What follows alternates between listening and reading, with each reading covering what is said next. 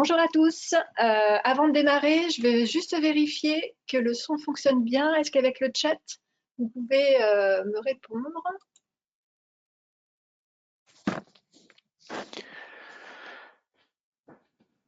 Oui, tout fonctionne. Merci beaucoup.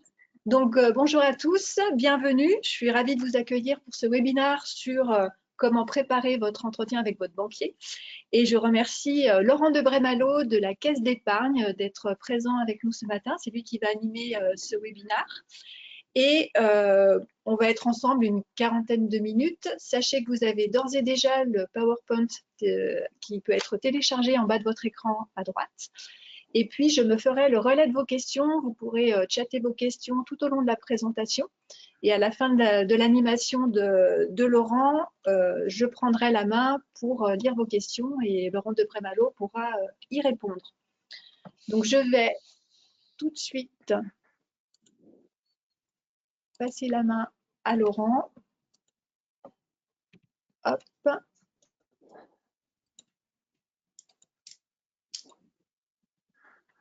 Voilà. Parfait. Bonjour à tous. Laurent de Brémalo, Caisse d'épargne Rhône-Alpes. Merci Géraldine. On va tout de suite passer au PowerPoint. Voilà. Alors moi, j'ai pas le chat. Géraldine a le chat. Donc Géraldine, tu me dis s'il y a des Oui, en fin choses. Allez, d'animation, je prendrai la main. Pas de souci. voilà. Parfait. Merci beaucoup.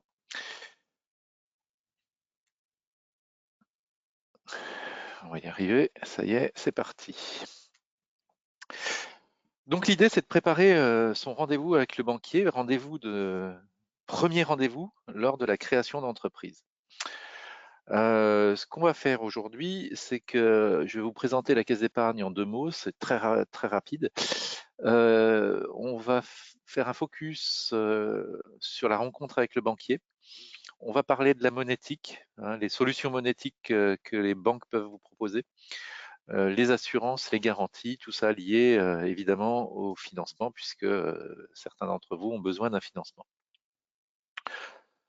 Alors, la Caisse d'épargne de Rhône-Alpes, son travail, c'est d'utiliser l'argent des épargnants pour prêter aux emprunteurs, c'est ce qu'on appelle l'intermédiation. On travaille sur 5 départements. Le PNB, c'est le produit net bancaire. Vous voyez ça sur la droite, en haut à droite, qui correspond au chiffre d'affaires, hein, puisque les banques ne font pas du chiffre d'affaires, mais font du PNB. C'est les seules entreprises où on ne parle pas de chiffre d'affaires. Et puis, comme c'est une entreprise de service, on a toujours un résultat qui est situé entre 20 et 25% du PNB, donc du chiffre d'affaires.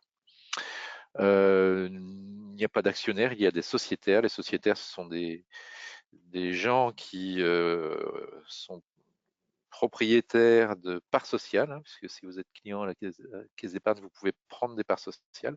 Vous élisez des représentants qui participent au conseil d'orientation et de surveillance pour tout ce qui est prévision stratégique.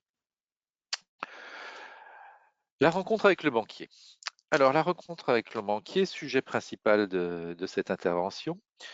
Avant d'aller dans le sujet, au cœur du sujet, je vais vous expliquer comment se passe le travail dans la banque, tout ce qui existe.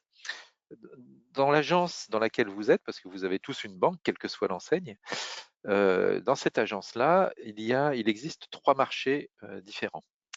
Le marché des particuliers, hein, avec les actifs, les non-actifs. Donc les actifs, les gens qui travaillent, et les non-actifs, les demandeurs d'emploi, les mineurs et les retraités. Qui représente grosso modo 70% d'une activité d'agence bancaire. Le deuxième marché, ça va être le marché des professionnels. Donc dans les professionnels, on va compter les artisans, les commerçants et les professions libérales qui représentent 20 à 25% de l'activité de l'agence. Et puis le troisième marché, ce sont les associations de proximité. On appelle associations de proximité les associations qui n'ont pas de salariés. Donc vous en connaissez certainement, vous êtes sans doute adhérent ou membre d'une association avec un compte en banque et voilà comment ça se passe. Au-delà de cette agence, évidemment, toutes les banques ont des centres d'affaires. Les centres d'affaires, ce sont des lieux de bureaux, situés bien souvent à la périphérie des villes, où on va trouver les autres marchés qui sont des marchés dits spécialisés, où là on va retrouver le marché des associations gestionnaires, donc les associations qui ont des salariés, donc comme la Croix-Rouge, comme les Restos du Cœur, etc., grosses associations. On va trouver un marché des entreprises. Donc les entreprises, ce sont les marchés des entreprises, ce sont les entreprises qui font plus de 1 million à 2 millions de chiffre d'affaires, puisqu'elles ont des besoins différents auxquels on ne peut pas répondre en agence. Donc c'est là qu'on trouve ces entreprises. Un autre marché qui est le marché des collectivités locales, hein, le secteur public.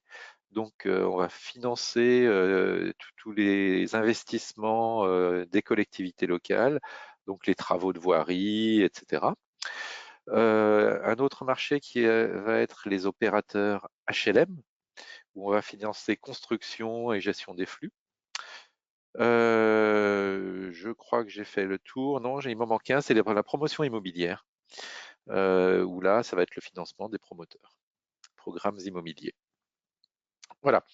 Et donc là, on va retourner dans l'agence et vous, qui étiez jusqu'à maintenant particulier, vous allez devenir professionnel. Alors, passer de particulier à professionnel, ça a une incidence par rapport à votre interlocuteur actuel. C'est que lorsque vous allez demander un rendez-vous dans le cadre de la création d'entreprise, il est fort probable que votre conseiller actuel vous dise c'est pas moi qui m'en occupe, c'est un chargé de clientèle professionnel. Et ce chargé de clientèle, qu'on appelle le chargé pro, hein, va vous recevoir. Et c'est lui qui fera le rendez-vous. Ce chargé pro, il va recommencer tout à zéro, comme s'il ne vous connaissait pas. Et il va vous poser pas mal de questions pour savoir où vous en êtes de votre création d'entreprise, ce que vous voulez faire, comment vous insérez, comment vous allez vous insérer dans l'activité économique locale, etc. Et ça va être une discussion. Et à chaque fois qu'il va vous poser une question, vous allez donner une réponse. Et pour lui, la réponse, c'est comme une pièce d'un puzzle. Et au bout d'une heure, il a fini son puzzle et il sait grosso modo ce que vous voulez faire, à quel endroit, etc. Par souci pédagogique, j'ai réalisé 3 blocs pour regrouper ces questions dans chacun des blocs. Le premier bloc, c'est le projet personnel. Le deuxième, le projet économique. Le troisième, le projet financier. Alors, la première chose, lorsque on a un créateur d'entreprise devant nous, c'est une partie de jugement dedans, hein, on est tous d'accord là-dessus, c'est est-ce que la personnalité et le potentiel du porteur de projet, il correspond bien à la personnalité et au potentiel de mes clients chefs d'entreprise. Vous savez très bien que dans chef d'entreprise, il y a un petit mot qui s'appelle chef, et que cette notion de chef, effectivement, elle est quand même au quotidien portée par un dirigeant. Parce qu'il va falloir négocier avec des fournisseurs, il va falloir négocier avec des clients, il va falloir négocier peut-être avec la direction générale de la répression des fraudes, de la concurrence et de la répression des fraudes. Vous allez avoir peut-être un contrôle URSSAF un jour.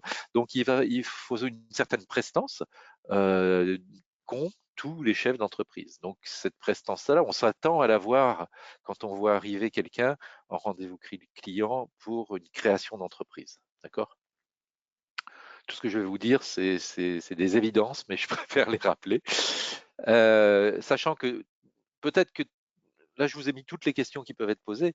Il se peut qu'en fonction de la dimension de votre dossier, si si c'est une création en micro-entreprise sur de la prestation de services, on ne va peut-être pas aller gratter aussi loin, hein. Et comme je connais pas pour chacun d'entre vous vos dossiers, et je mets toutes les questions et après vous verrez en fonction de votre dimension là où vous vous situez. Motivation objectif, ce sont des réponses qu'on pourrait apporter à deux questions. Motivation, c'est d'où ça vient, cette idée de créer son entreprise, surtout en ce moment. C'est quoi cette idée saugrenue de monter sa boîte en plein Covid, euh, alors que c'est vraiment le moment le plus compliqué, hein, pour créer son entreprise. Donc, quelles sont vos motivations? D'où ça vient? Pourquoi? C'est une question qui peut vous être posée. Et puis, dans le même ordre d'idée, objectif, vous voulez faire quoi de votre entreprise? Votre entreprise, dans 5 ans, elle ressemblera à quoi? Elle ressemble dans 10 ans, elle ressemblera à quoi? Quel est votre objectif final, finalement, après la création? Parce qu'après la création, il y a la vie de l'entreprise, il y a le développement de l'entreprise, et ce développement, il faut qu'on le saisisse. Alors, il n'y a pas une bonne et une mauvaise réponse sur les objectifs, hein. On peut avoir un boulanger qui crée sa boulangerie dans son village et qui nous dit, je vais revendre ma boulangerie au moment de ma retraite, je revendrai mon fonds de commerce et moi, je veux juste créer ma boulangerie parce que j'aime bien la boulange. Et puis, on peut avoir la même personne, en tout cas au démarrage, qui arrive et puis qui nous dit, mais j'ai un concept et je pense que dans 10 ans, j'aurai 10 boulangeries dans 10 villages autour de chez moi. Voilà. Après, il faut juste être aligné avec soi-même, hein. Il faut que votre objectif corresponde à votre personnalité. C'est juste ça. Les compétences, qui est un point essentiel sur lesquels le banquier, et surtout en ce moment, porte son attention. Compétences, pourquoi compétences? Parce qu'en fait, quand vous lui apportez un prévisionnel, où vous lui dites grosso modo, je vais faire tant de chiffre d'affaires, je vais payer mes charges et puis je vais rembourser le crédit. Euh, Faire tant de chiffre d'affaires, c'est juste la conséquence de la compétence qu'on propose auprès de nos clients, hein. Donc, on a besoin de connaître vos compétences. Donc là, normalement, le chargé pro vous demande vos diplômes, s'ils sont nécessaires à l'activité de l'entreprise, hein, évidemment, vos diplômes, votre parcours professionnel, donc un CV, et puis des qualifications, hein, tout ce qu'on apprend en cours, si vous avez été salarié préalablement, tout ce que vous avez appris en cours d'activité salariale et qui ne s'apprennent pas à l'école, hein. Par exemple, conduire un Fenwick, c'est une qualification qu'on n'apprend pas à l'école. C'est quelque chose qu'on apprend en cours d'activité, par exemple. Donc, il y a plein de compétences comme ça qui se regroupent. Donc, les compétences, c'est un point quand même essentiel de votre activité, hein, le savoir-faire. On peut être très bon par ailleurs. Si on veut être marchand de chaussures et qu'on ne sait pas si on va commander combien de paires on va commander en 34, en 42, en 46 et quelle couleur on va prendre, automatiquement ça va se connaître dans la gestion des stocks et ça va se connaître dans la trésorerie et ça peut être un facteur d'échec, hein, voilà, par exemple. Contraintes personnelles. On peut aborder effectivement les contraintes personnelles sous deux axes. Contraintes personnelles au quotidien, parce que logiquement, quand on crée son entreprise, il faut qu'on soit vraiment à 100% sur la création de son entreprise. Et donc, si vous avez aujourd'hui des contraintes personnelles, par exemple, aller chercher un enfant à l'école à 4h30, faites en sorte d'évacuer ces contraintes-là et anticiper pour que au jour de la création d'entreprise, au jour de l'ouverture de la boutique, vous n'ayez plus ces contraintes-là pour mettre 100% de vos chances de votre côté et 100% de vos forces dans l'entreprise. Le deuxième champ des contraintes personnelles, elle est plus psychologique. C'est le soutien de votre environnement familial, conjoint, enfant, enfin tous les gens qui partagent votre vie doivent vous soutenir logiquement sur votre création d'entreprise. C'est une question aussi qu'on peut poser parce que c'est un facteur d'échec, hein. Toutes ces questions-là, elles sont liées à des échecs qu'on a vus, hein, on a constaté. Et quand votre conjoint n'est pas d'accord avec vous sur la création d'entreprise et que vous revenez d'une journée de travail sans qu'il y ait un client qui ait poussé la porte, parce que ça peut arriver, ou sans qu'il y ait eu d'appel entrant, parce que ça peut arriver, et que en plus la personne qui vit avec vous vous dit: je t'avais bien dit que ça marcherait pas ton affaire, automatiquement ça a des répercussions sur le business, quoi qu'il en coûte, quoi qu'il en soit. Euh, un tuyau, même si vous faites une société, une irresponsable, hein, une URL, une SASU, et que la personne qui partage votre vie n'est pas dans la société, au capital, voilà, ne partage pas en tout cas la création, vous pouvez quand même venir en couple, venez à deux, parce que ça envoie un signal à la personne qui est en face de vous, au banquier, c'est que s'il faut manger des patates, on les mangera tous les deux. Voilà. Préparation du projet. On aime bien aussi savoir comment vous avez préparé votre projet. Donc là, en l'occurrence, si vous êtes accompagné par la Chambre de commerce, c'est que vous avez compris que c'était quand même beaucoup plus simple d'aller chercher un savoir-faire sur des gens dont c'est le métier, que d'y aller comme ça, les mains dans les poches, à la one again. Donc automatiquement, préparation du projet, étayez votre projet par le parcours que vous avez fait pour préparer le projet, hein. Donc tous les webinaires que vous avez faits, toutes les formations que vous avez faites, tous les conseils qu'on vous a donnés, c'est important aussi d'en parler. Tout ça pour définir une cohérence entre le porteur, la porteuse et son projet, hein, entre la personne et son projet. C'est le point essentiel, hein, c'est la colonne vertébrale de votre activité, c'est d'être vraiment en cohérence avec votre projet.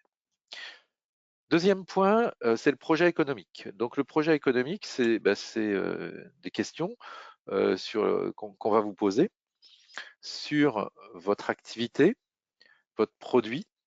Donc vous faites quoi? Vous vendez quoi? Vous le vendez où? Hein, parce que là j'aurais tendance à mettre emplacement aussi. Euh, quel est votre marché et qui sont vos concurrents? Il faut analyser son marché. Alors le marché, il peut être économique, mais il peut être aussi géographique, hein. En fonction de votre activité, hein, comme je vous le disais en introduction, je ne connais pas tous les dossiers, je ne sais pas quels sont vos projets, mais ça peut être des projets économiques, donc un marché économique ou un marché géographique. Donc, réfléchissez aussi à ce principe de géographie. Si vous faites de l'itinérant, jusqu'où vous allez et là où vous vous arrêtez parce que ça devient pas rentable. C'est pas la peine d'aller vendre 3 pots de confiture à Chamonix quand on habite à Annecy. C'est évident, mais c'est évident jusqu'à quelle ville? Et c'est une question qu'on peut vous poser. Euh, La concurrence, très difficile d'évaluer le chiffre d'affaires de la concurrence. Néanmoins, très facile d'évaluer ses concurrents directs et indirects.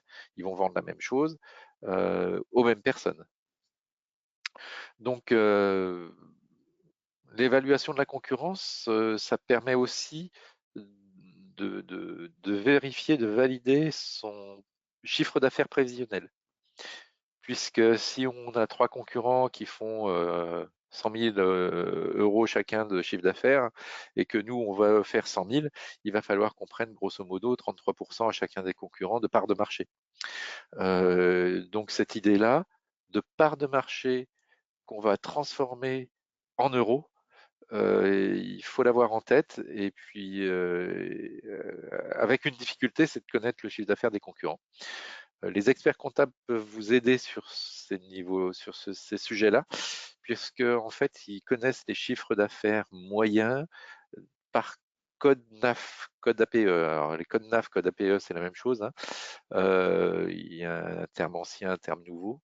Avant, ça s'appelait APE, maintenant, ça s'appelle NAF. Et en fait, on regroupe les entreprises par code d'activité.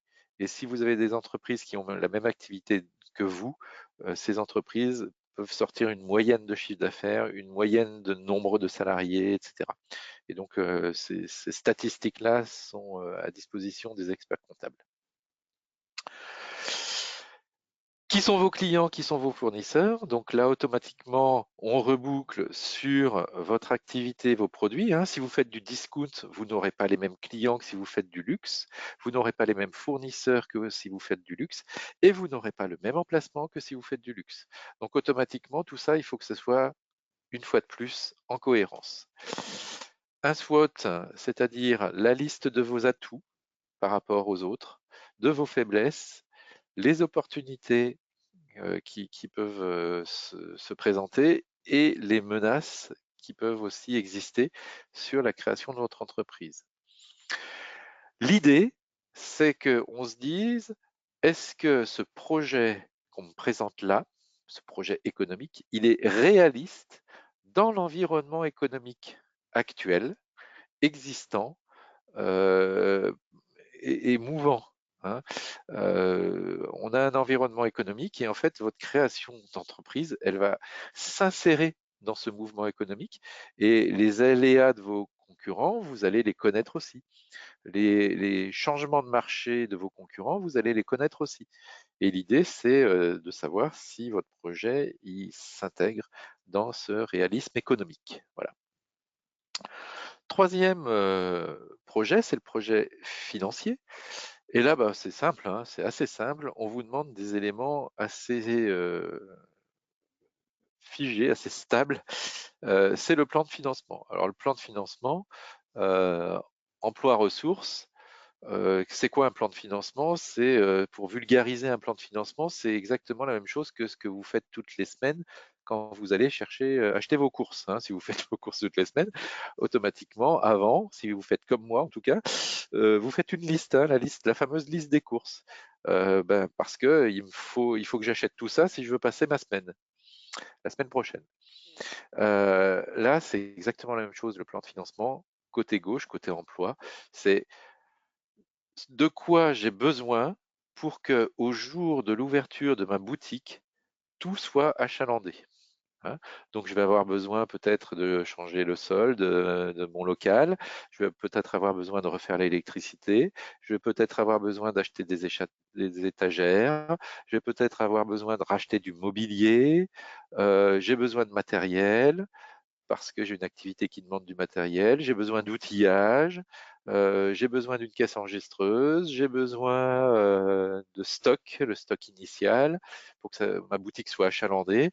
Et on va faire la liste de tout ça, sans oublier tout ce qui est communication, hein, parce qu'il va falloir peut-être investir dans un site internet, de vente en ligne ou un site internet vitrine. Il va falloir que peut-être j'ai besoin de carte de visite, peut-être que je vais faire de la pub, j'ai besoin d'imprimer des flyers, etc.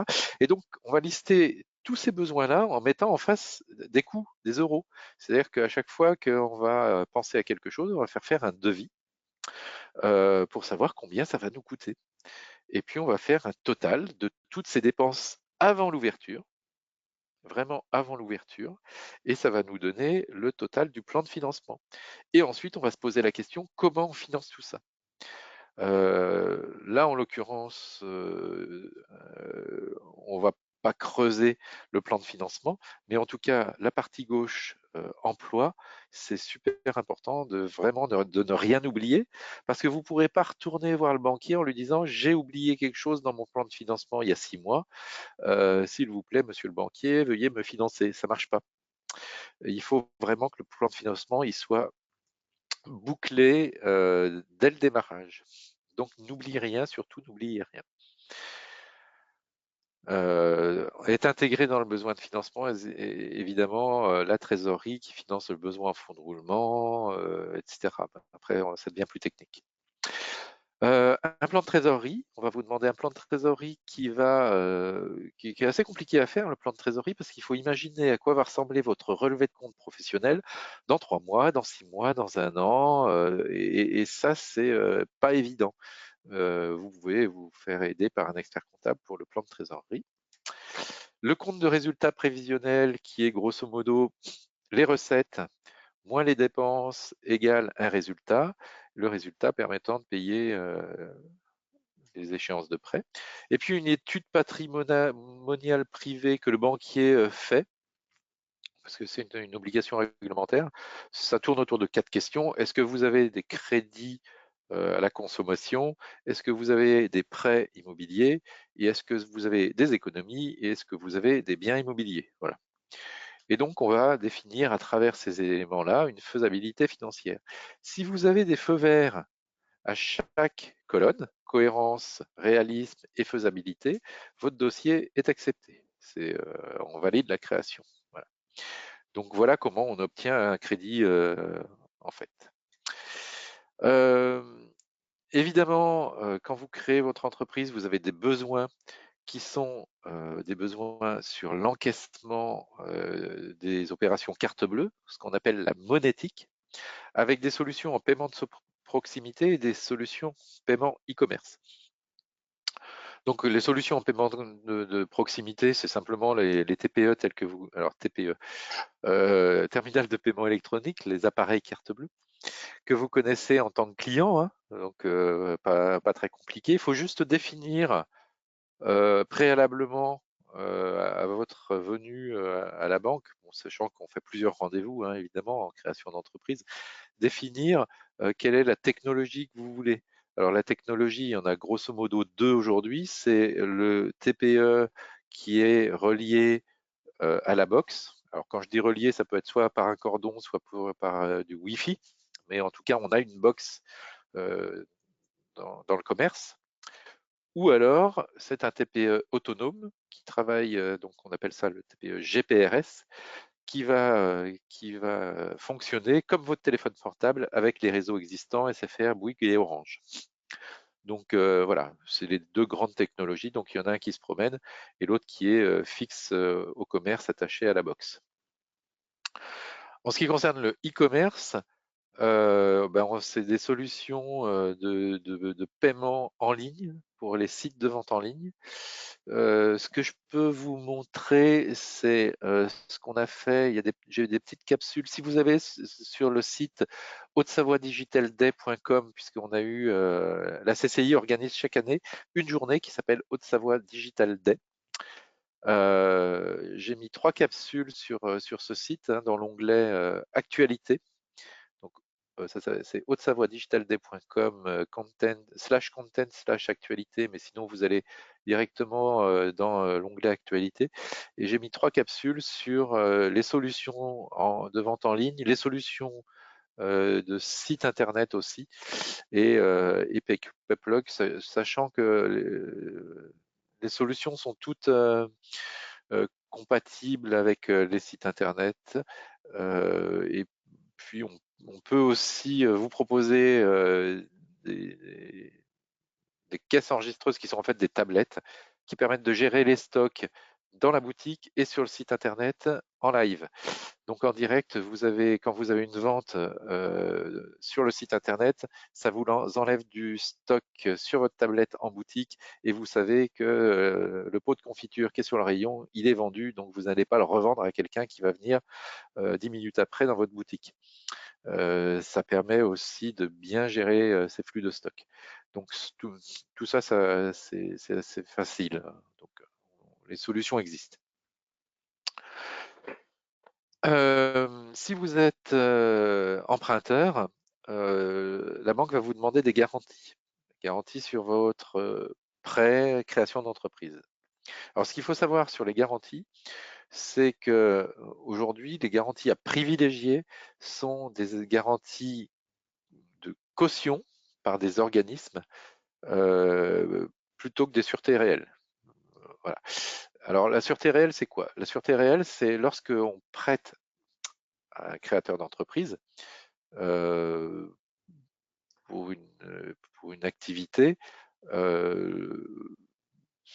on peut prendre un nantissement de son fonds de commerce. Alors ça se fait plus dans la reprise d'entreprise d'ailleurs, hein, puisque le nantissement vaut quelque chose quand on reprend une entreprise, puisque l'entreprise existe.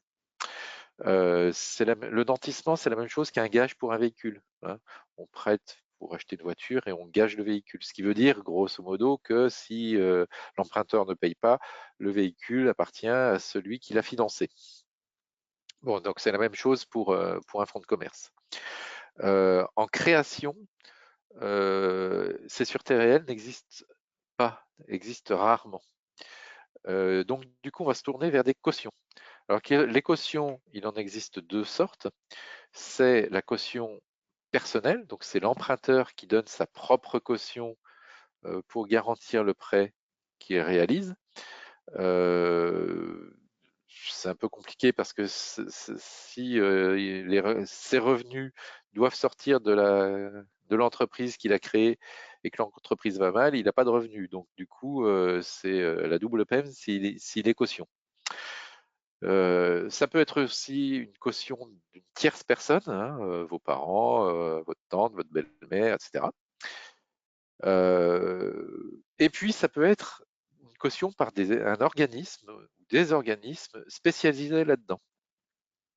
Et moi, c'est ce que je conseille comme garantie, les cautions des organismes spécialisés qui interviennent lorsque l'emprunteur ne peut pas régler ses échéances.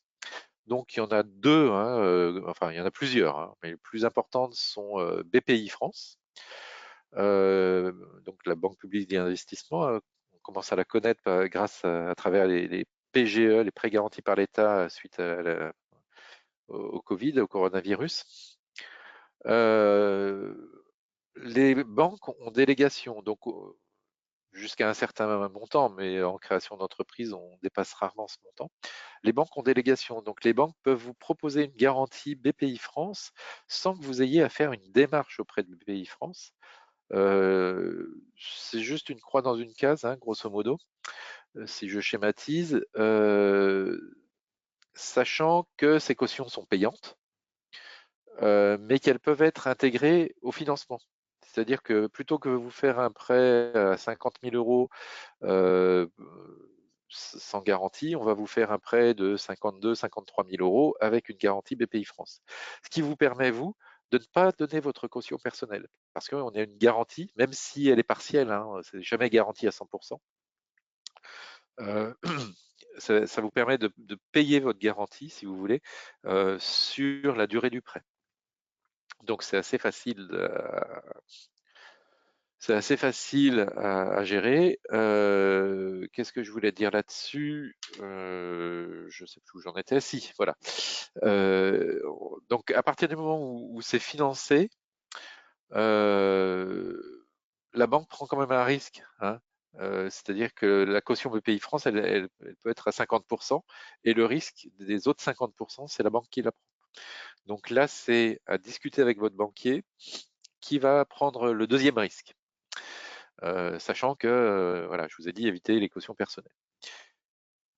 Le deuxième organisme de garantie, c'est France Active, qui va intervenir de la même façon sur les cautions des crédits à la création d'entreprise.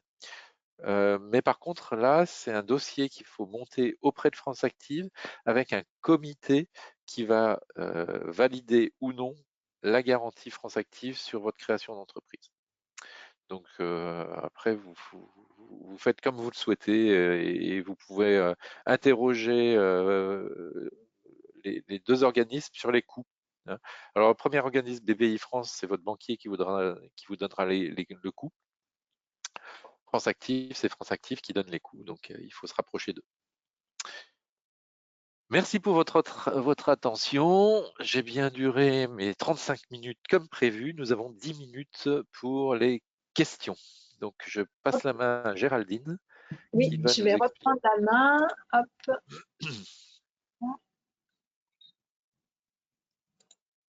Là. Alors, je reprends la main. Tout à l'heure, en introduction, je crois que j'ai oublié de me présenter. Donc, voilà, je suis Géraldine Pralon, conseillère en création d'entreprise à la CCI. Donc, je remets mon PowerPoint en écran. Donc, des questions. Donc, merci Laurent pour cette intervention. Pour ceux qui sont arrivés en cours de webinaire, n'hésitez pas à chatter pour poser vos questions. Et nous avons d'ores et déjà une première question de Benoît qui nous demande comment estimer la prise de part de marché lorsque mon produit comporte des caractéristiques novatrices et réellement différenciatrices par rapport à l'offre concurrente locale. D'accord, bah ça c'est le problème qu'ont 100% des startups, par exemple. Quand Apple a sorti le smartphone, il n'y a aucun smartphone qui n'existait sur Terre. C'est de l'intuition. C'est très intuitif en fait, hein. Parce que en fait, le problème, c'est que si vous faites une étude de marché spécifique, vous allez avoir la moitié des gens qui vont vous dire ça sert à rien, c'est débile, ça sert à quoi, avoir un truc tout plat dans la poche, hein, je reprends le smartphone, hein, l'iPhone là en l'occurrence, un truc tout plat dans la poche, alors que mon petit téléphone pliable, il me va très bien. C'est encombrant, je comprends pas, je vois pas pourquoi j'aurais besoin de faire des photos. Une photo, ça se fait avec un appareil photo. En plus, ces photos, la résolution des photos sur téléphone, c'est pourri, parce qu'à l'époque c'était pourri, c'est vrai. Euh, bon, bah voilà, mais c'est intuitif. Et donc du coup, euh, estimer la concurrence là-dessus, bah, c'est pas estimable. Mais toutes les startups ont ce problème-là. Ça les empêche pas de se créer parce qu'elles considèrent qu'il y a un marché. Alors évidemment, toutes les startups ne réussissent pas parce que quelquefois le marché ne répond pas. Euh, et on n'a pas de réponse, nous, hein, banquiers, on n'a pas plus de réponse que le porteur de projet sur ces questions-là. Euh, Ce qui marche bien, c'est de faire un proto. Moi, j'aime bien les gens qui, avant de créer leur entreprise, vont faire un proto dans leur garage. Euh, et là, effectivement, si on fait un prototype et qu'il y a un effet waouh sur les gens qui voient ça, ça peut être sympa. Oui, c'est ce que Mais je veux dire. Il voilà, faut faire ce qu'on appelle un MVP, un minimum value product, exactement, oui. et le tester en focus group, donc avec un petit groupe Exactement, de c'est tout à fait personnes. ça. Et il faut Sans aucun tester. investissement. Sans aucun investissement, un truc, voilà, même si ça apparaît pourri un peu, hein, c'est pas grave, on n'a pas à dépenser d'argent. Voilà, c'est ça l'idée. Pour tester les fonctionnalités. L'objectif, c'est tester les fonctionnalités et voir si ça correspond aux besoins clients. Alors, j'ai Benoît qui pose une deuxième question. L'obtention d'un prêt d'honneur, réseau entreprendre ou le réseau initiative, vaut-il pour une garantie financière? Alors, le prêt d'honneur, en fait, il va renforcer l'apport personnel. Euh, on va pouvoir, grâce à un prêt d'honneur, soit réduire le niveau d'intervention de la banque, soit augmenter son apport personnel pour laisser en trésorerie, pour se donner de la marge, pour se donner de l'air. Euh, donc le prêt d'honneur n'apporte pas des garanties supplémentaires. En revanche, il apporte un faire-valoir sur la solidité d'une création d'entreprise, effectivement. Pourquoi? Parce qu'un prêt d'honneur, ça s'obtient devant un comité qui est représenté par des chefs d'entreprise, des professionnels du monde du chiffre, du monde du droit. Et du coup, si ce comité valide un prêt d'honneur, c'est qu'il y a déjà eu un filtre qu'on prend en considération, évidemment, quand on a un financement de création d'entreprise à faire. Ok. Donc, j'ai une autre question de Jérôme. Dans le cadre d'une reprise d'entreprise, jusqu'à quel pourcentage du montant d'acquisition la banque peut-elle participer au financement? Alors ça, c'est toujours la bonne question, qui en fait n'est pas une bonne question, parce qu'on ne peut pas apporter de bonnes réponses.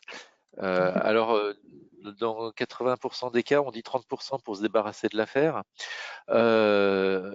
Mais en réalité, ça dépend ce qu'il y a sur la gauche de notre plan de financement. Parce que le banquier va vouloir financer tout ce qui est immobilisation. Immobilisation incorporelle, immobilisation corporelle, immobilisation financière, c'est quelque chose qu'on finance. Pourquoi? Parce que ça reste dans l'entreprise.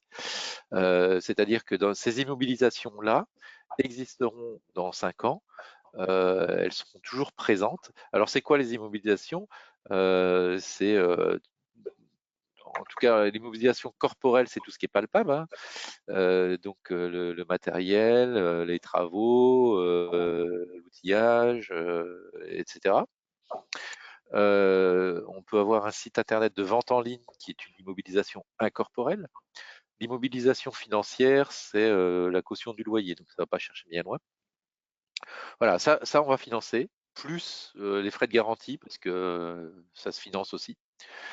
Est-ce que le banquier ne finance pas? En tout cas, si on ouvre le guide du bon banquier, il est écrit qu'on ne finance pas le circulant. Et le circulant, c'est quoi? Eh ben, c'est tout ce qui va disparaître. Et donc, tout ce qui va disparaître, ça va être tout ce qui est frais. Moi, je vais pas financer, on va pas financer des frais de constitution, des frais de rédaction de statut, ça se finance pas normalement, hein. On va pas financer des frais de communication, on va pas financer des cartes de visite qui disparaîtront, on va pas financer du stock initial parce que le stock initial c'est voué à être vendu, donc c'est du circulant. On ne finance pas de la trésorerie parce que la trésorerie c'est fait pour payer des échéances plus tard, donc ça se finance pas. Et donc du coup, il n'y a pas un pourcentage en fonction du total du plan de financement, il y a une adéquation entre mon activité qui demande plus ou moins de stock, plus ou moins de trésorerie, plus ou moins de frais d'installation et plus ou moins d'immobilisation. Et c'est pour ça qu'il y a des activités pour lesquelles on peut partir sans beaucoup d'apport personnel.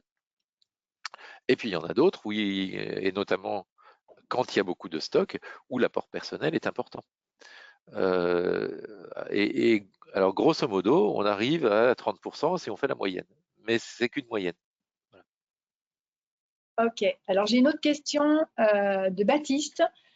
Dois-je intégrer ma trésorerie dans le calcul de l'apport minimum, donc 30%, pour obtenir un prêt bancaire où la banque ne considère pas la trésorerie pour apport personnel?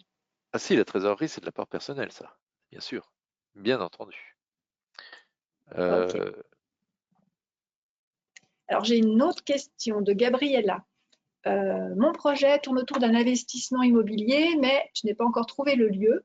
Est-ce que je peux déjà me rapprocher de ma banque pour savoir si elle peut me prêter une fourchette de prêt sans, sans savoir le lieu exact? Voilà. Est-ce qu'on anticipe ou pas?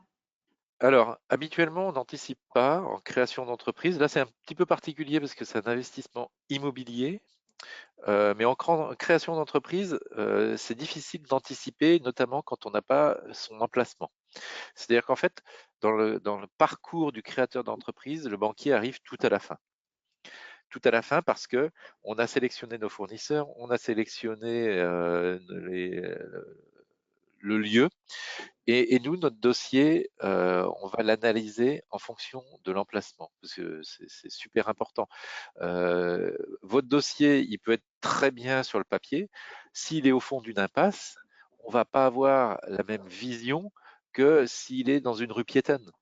Donc automatiquement, et ça ne sera pas les mêmes coûts d'ailleurs, ce ne sera pas les mêmes loyers, ça ne sera pas les mêmes chiffres. Donc si le dossier n'est pas abouti au niveau de l'emplacement, on ne peut pas se positionner. Et du coup, il va falloir revenir. Euh, D'où le moindre intérêt à anticiper parce qu'on ne peut pas se positionner. L'idée, c'est d'être le plus efficient possible. Donc de trouver son emplacement, de signer un projet de bail qui ne vous engage pas, et de travailler son dossier autour de ce projet de bail et autour de cet emplacement. Avec là, pour le coup, une fois qu'on a l'emplacement, on peut faire des devis et on a un coût exact. Et c'est là-dessus que le banquier peut travailler. Si on a un dossier papier sans connaître l'emplacement, on se positionnera jamais et ça peut être contre-productif aussi parce qu'aller voir son banquier 3 fois parce qu'on a 3 emplacements différents, bon, tout le monde perd son temps, donc il vaut mieux sélectionner son emplacement et ensuite aller voir le banquier parce que tous les chiffres vont découler de là en fait, hein, parce qu'il va y avoir plus de passages, donc plus de clients, donc le chiffre d'affaires va changer. Les charges sont pas les mêmes, le loyer n'est pas le même, les les charges de copropriété vont pas être même les mêmes. Enfin, il y a plein d'éléments comme ça qui interviennent et l'emplacement doit être sélectionné avant d'aller voir le banquier. Ok, alors je prends deux dernières questions parce que le temps tourne. J'ai Vincent qui a un projet d'e-commerce et qui s'interroge, qui demande est-ce que la banque finance ou pas le stock initial? Alors, le stock initial, théoriquement, est financé par le porteur de projet. Ouais, c'est du circulant. C'est-à-dire que là, le stock initial est destiné à être vendu. Donc, logiquement, c'est de l'apport personnel. D'accord. Et dernière question donc, que l'on prend, Nathalie, qui demande est-ce qu'il y a des restrictions actuellement pour les banques concernant le secteur de la restauration, la reprise d'un restaurant et si oui, lesquels? Ah non, c'est Sébastien, pardon, qui pose cette question. Alors, il n'y a pas de restriction pour la reprise d'un restaurant. On peut toujours travailler sur un dossier de reprise de restaurant. Euh, Évidemment, enfin, on est tous un peu sensés, hein, j'espère. On va pas rouvrir alors qu'on n'a pas, on a l'interdiction de rouvrir. Donc, on peut effectivement travailler sur un dossier de reprise de restauration. Et puis, si les pouvoirs publics nous disent que ça rouvre au 1er juin, bah, on est bon, quoi. Hein. En mars, avril, mai, on a 3 mois pour travailler le dossier. Donc, mais évidemment, il sera suspendu à la date de déconfinement des restaurants. D'accord, ok. Donc voilà, merci beaucoup Laurent pour tout ce que Il n'y tu a pas nous de quoi. as appris ce matin, pour l'intervention. Je pense que les informations étaient très claires pour l'ensemble des participants.